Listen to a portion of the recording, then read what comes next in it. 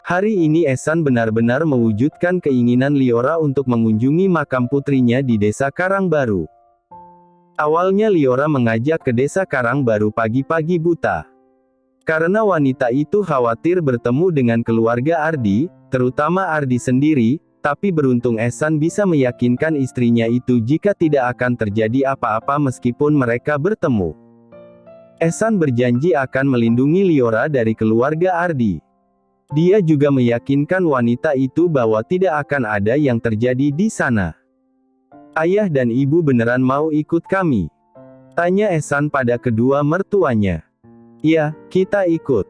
Ayah dan ibu juga ingin melihat di mana tempat Liora dibesarkan, ujar Puspa. Kita mau ziarah makam Sabila dulu, Bu. Enggak apa-apa, Lili. Liora dan Ehsan saling melempar pandangan sebelum akhirnya Liora mengangguk. Mereka akhirnya pergi berempat, tapi Ehsan memakai supir karena dia malas menyetir. Mobil yang mereka tumpangi mulai memasuki gapura kampung Karangbaru. Jantung Liora berdebar kencang. Ehsan terus menggenggam jemari Liora meskipun mereka berada dalam mobil. Santai, santai, Bu. Kalau ada yang berani macem-macem sama kamu, bakalan Bapak pukul nanti. Saat mobil melaju dengan perlahan, Liora melihat sosok yang sangat dikenal.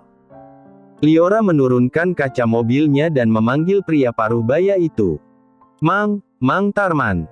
Pria yang merasa disebut namanya langsung menoleh ke arah sumber suara. Liora, kowe Liora tuh. Enggeh, Mang. Ehsan meminta Mang Uta menghentikan mobilnya. Liora membuka pintu mobil dan menyalami pria paruh-baya itu. Ya ampun, tambah ayu kowe, nduk. Arep neng sarean tuh. Enggeh, Mang. Kulo merikori ngih. Kalian titip niki, tulung mangke sareane simbah kalian sareane genduk dipun resiki. Liora merogoh tasnya dan mengeluarkan 6 lembar uang berwarna biru dan menyerahkannya pada Mang Tarman. Ya, Mang. Saya kesana dulu, ya. Sekalian titip ini. Tolong nanti makam simbah dan makam anak perempuanku dibersihkan. Belum sempat Liora mengatakan sesuatu, beberapa rombongan ibu-ibu lewat di samping mobil Ehsan. Kui Liora tuh. Kui Liora, Yan Randue izin. Ibu-ibu yang lewat tadi tak tanggung-tanggung membicarakan Liora, tapi wanita itu tampak cuek. Ehsan yang mendengar dari dalam mobil seketika mengepalkan tangan. Dia melepas seatbeltnya dan turun menghampiri istrinya. Ayo, keburu siang. Di mana makamnya? Sini, Mas. Kenalin dulu. Ini Mang Tarman. Beliau ini yang dulu sering membantu kakekku. Ehsan. Suami Liora itu mengulurkan tangannya pada Mang Tarman. Pria paruh-baya itu menyambutnya dengan menjabat tangan Ehsan. Saya, Tarman. Terima kasih, Bapak sudah membantu istri saya dulu. Ehsan mengeluarkan dompetnya dan mengambil beberapa lembar uang merah dan memberikannya pada Mang Tarman. Pria itu tampak sangat sungkan, tapi Liora berhasil meyakinkan Mang Tarman untuk menerima uang dari mereka. Setelah itu, Liora, Ehsan, dan juga kedua orang tua Liora akhirnya pergi ke makam dengan berjalan kaki. Sepanjang perjalanan, Liora lebih banyak mendengarkan cerita Mang Tarman. Bahkan pria itu juga cerita mengenai penangkapan ayah Ardi. Tanpa terasa langkah mereka semua terhenti tepat di depan makam anak Liora. Maaf, Li. Mamang enggak tahu ini akan seperti ini jadinya. Beberapa waktu lalu Ardi kesini dalam keadaan mabuk, ia datang dan merusak makam anak kamu. Dia benar-benar pengecut, biastrisdap. Aku benci pada pria itu, Mang. Liora berjongkok dan mengusap nisan putrinya yang tinggal separuh. Air matanya sudah menetes sejak tadi. Ehsan benar-benar tidak menyukai istrinya menangis. Dia benar-benar akan membuat perhitungan pada Ardi setelah ini. Kita pindahkan makam kakek, nenek, dan juga Sabila. Nanti biar Mas yang urus. Setidaknya jika kamu rindu mereka, kamu tidak perlu balik lagi ke sini. Iya, Mas, jawab Liora sambil menyusut air matanya. Liora tampak menunduk dan berdoa sesaat. Ehsan juga melakukan hal yang sama. Setelah usai, Liora menaburkan bunga di atas makam putri dan juga kakek neneknya. Ehsan sedikit menjauh dan menghubungi seseorang yang bisa dimintai tolong membongkar dan memindahkan makam ketiga anggota keluarga Liora.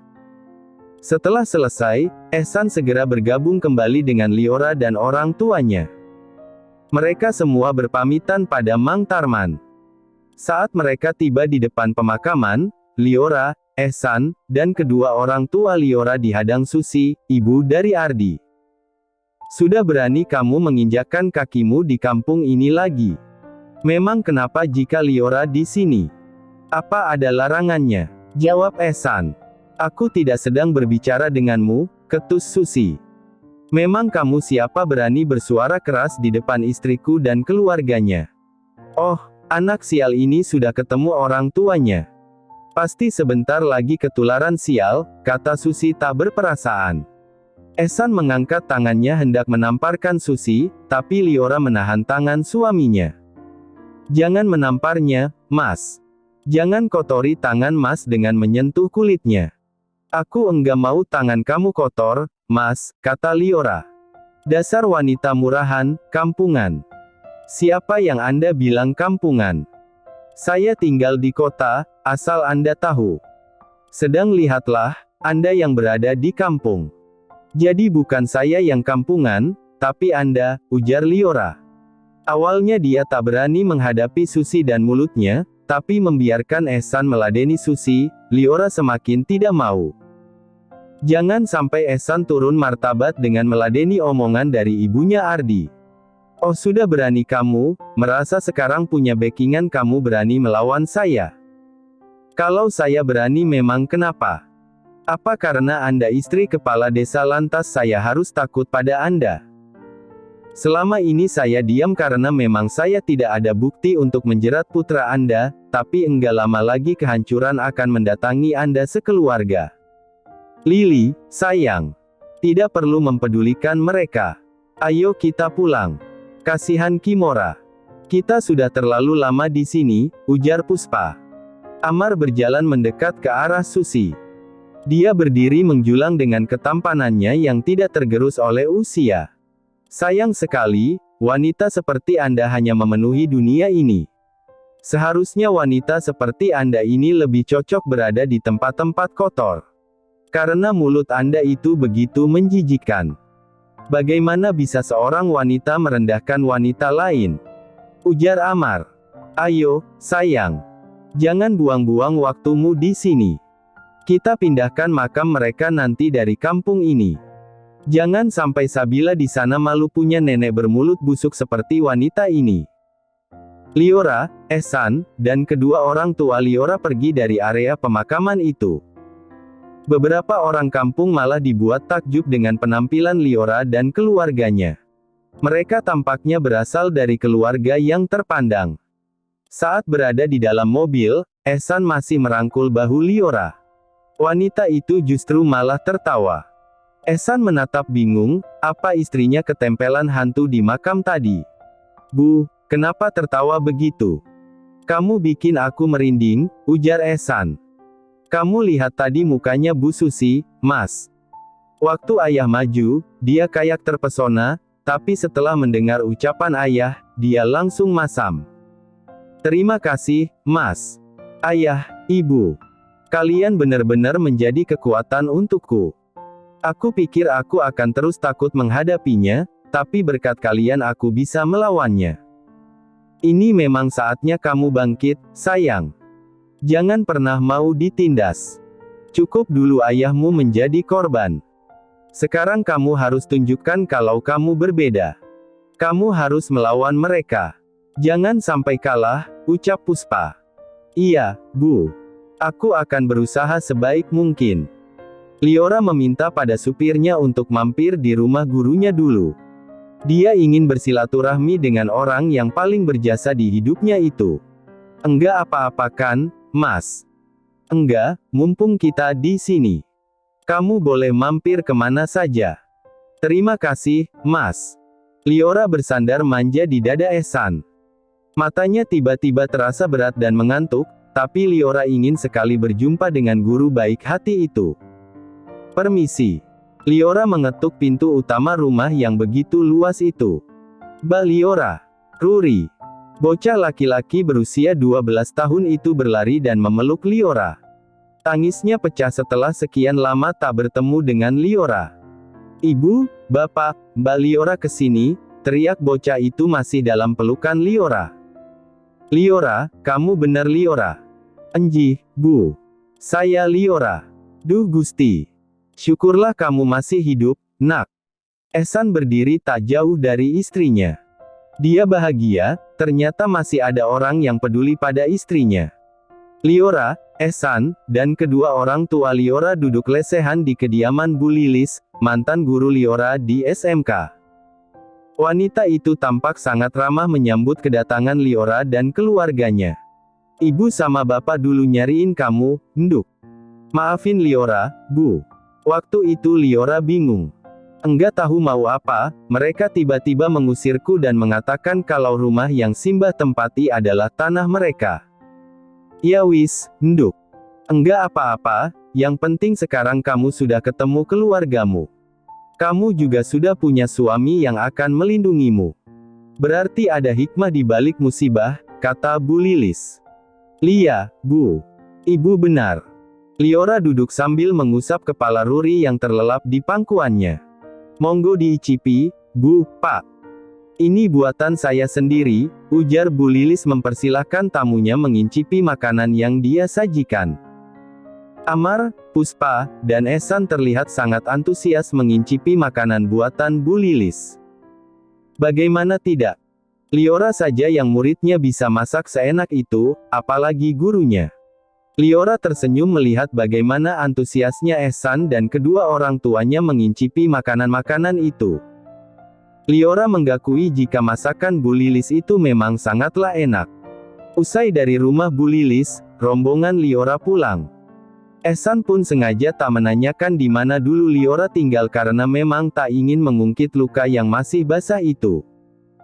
Tapi akan Ehsan pastikan, jika Ardi dan ibunya akan menerima balasan yang setimpal darinya. Begitu sampai di rumah, Liora langsung masuk kamar dan mandi. Dia sudah tak sabar ingin segera memeluk Liora. Ehsan mandi di kamar lamanya. Kamar yang memang sengaja dikosongkan Ehsan karena di sana ada kenangannya dengan Farah. Dia tak ingin Liora pada akhirnya merasa aneh tidur di tempat bekas kakaknya. Usai mandi, Ehsan segera ke bawah untuk meminta putrinya, sedikit berbincang dengan Mama Kinar sejenak dan lalu Ehsan membawa putrinya ke atas. Liora baru selesai mandi. Tubuhnya masih berbalut batrobe saat Ehsan masuk. Senyum Ehsan mengembang, dia meletakkan Kimora di box bayinya karena memang bayi itu masih terlelap. Ehsan mendekat ke arah Liora dan memeluknya. Pak, aku mau ganti baju dulu. Enggak usah ganti baju, Bu. Ehsan berkali-kali menciumi bahu dan juga leher Liora hingga membuat wanita itu menggeliat. Jangan begini, lirih Liora. Jujur dia tak terbiasa, tapi apa yang Ehsan lakukan sanggup membuat tulang-tulangnya terasa melunak. Biarkan aku menikmatinya, sayang. Nanti Kimora bangun. Enggak apa-apa, ujar Ehsan sembari meremwas dada Liora. Liora memejamkan matanya. Ehsan duduk di kursi depan meja rias, Liora berada di atas pangkuan Ehsan, duduk menghadap ke arah suaminya itu. Ehsan menyukai keintuimuan. Tangannya terus berpindah-pindah menyentuh semua bagian tubuh Liora. Wanita itu hanya bisa pasrah dengan kelakuan suaminya. Bu, cobain kamu yang main di atas yuk. Hah, di atas? Iya, ujar Ehsan sambil mengerling nakal. Akhirnya mau tak mau Liora pun menuruti permintaan Ehsan yang beraneka ragam. Ehsan tersenyum saat Liora benar-benar mempraktekkan ilmu yang dia ajarkan. Senyum kepuasan tergambar jelas di wajah pria yang usianya beranjak 29 tahun itu. Gimana? Capek, Pak? Tapi enak di atas kan, Bu? Liora menyembunyikan senyuman di balik bahu Ehsan. Entah mengapa sejak bersama pria itu, Liora seperti lupa diri. Liora lagi-lagi harus mandi setelah percuintaan singkat dengan Ehsan menjelang sore ini. Setelah selesai mandi, Liora mendekati box bayi Kimora. Bayi itu rupanya juga sudah bangun, tapi beruntungnya bayi perempuan itu memang tidak pernah rewel. Anak ibu udah bangun, ya. Kimora mengerjapkan matanya sembari melumat tangannya. Liora terkekeh melihat kelucuan Kimora. Tadi ibu ke makam Kak Sabila, Kim. Kasihan, makam kakak rusak, tapi tadi papa Kimora sudah janji sama ibu kalau papa Kimora mau pindahin makam kakak, monolog Liora sembari menyusui Kimora. Hayo, lagi ngomongin aku ini pasti. Ehsan masuk sambil membawa susu hangat untuk Liora. Dari mana, Mas? Kok Kimora ditinggal sendirian? Buatin susu buat kamu. Takutnya stok buat Kimora tadi habis, karena udah buat nyusu bapaknya, ujar Ehsan sambil tertawa. Kimora yang mendengar tawa Ehsan menghentikan kegiatan menyusunya dan menoleh mencari sumber suara. Mas, bahasanya mesum banget, protes Liora sembari memukul lengan Ehsan yang berotot. Enggak usah malu begitu, Bu. Kan kenyataannya memang begitu. Ya, tapi enggak usah pakai diperjelas, malu aku dengarnya. Cie, Ibu Kim malu. Udah besok lagi aku enggak mau gitu kalau Bapak goda terus. Jangan dong, Bu. Bukan cuma Kimora yang ketagihan susunya Ibu Kim. Papanya Kim juga ketagihan, loh. Udah, stop. Jangan ngomong gitu, Mas. Bu, daripada Kimora nanti bingung mau panggil aku apa, mendingan kita putuskan aja, enaknya panggil apa? Bapak apa Ayah? Kalau Ibu panggil aku Papa Kim, berarti kamu harus aku panggil Mama Kim. Aku lebih senang dipanggil Ibu, enggak mau Mama. Meskipun kekinian tapi kayak meninggalkan adat. Jawa kan kental dengan adatnya. Kalau aku dipanggil Ibu, Mas mau dipanggil apa? Bapak apa Ayah? Enaknya apa dong, Bu? Kok aku bingung, ya? Ayah. Bapak. Kalau di depan Kimora, panggil Bapak aja, Bu, tapi kalau cuma berdua, aku mau dipanggil Mas sayang. Bapak banyak maunya ternyata, cibir Liora. Bu, nanti aku mau ada urusan sama Dimitri juga Bara. Kemungkinan pulang besoknya. Enggak apa-apa kan, Bu? Asal buat urusan benar, aku enggak masalah, Pak. Bapak mesti ingat ada Kimora yang masih butuh perhatian kamu. Jangan macam-macam di luar sana. Memang ibunya enggak butuh diperhatiin. Goda Ehsan. Ya kalau ibunya, diperhatiin syukur enggak diperhatiin cari bapak baru, ucap Liora sambil menahan senyum. Oh, mulai berani, ya sekarang. Ehsan menggelitik pinggang Liora hingga wanita itu mengerang karena geli. Ampun, Mas sayang. Aku cuma bercanda. Kimora yang berada di tengah antara Liora dan Ehsan ikut tertawa. Meskipun dia tidak paham apa yang kedua orang tuanya ributkan. Ehsan dan Liora menatap Kimora dan akhirnya keduanya kembali tertawa. Jika keluarga kecil itu tampak berbahagia, lain halnya di desa Karangbaru. Susi, Ardi, dan Savitri sedang meringkuk ketakutan karena di depan rumahnya kini telah berdiri 5 orang berperawakan tinggi besar seperti tukang pukul. Keluar kamu, Ardi. Mau kamu buka atau kami akan mendobrak pintu rumah kalian. Kowe duwe utang karo sopo tu, Di. Ono wae polah muki, ujar Susi kesal. Kamu punya hutang sama siapa tuh, Di?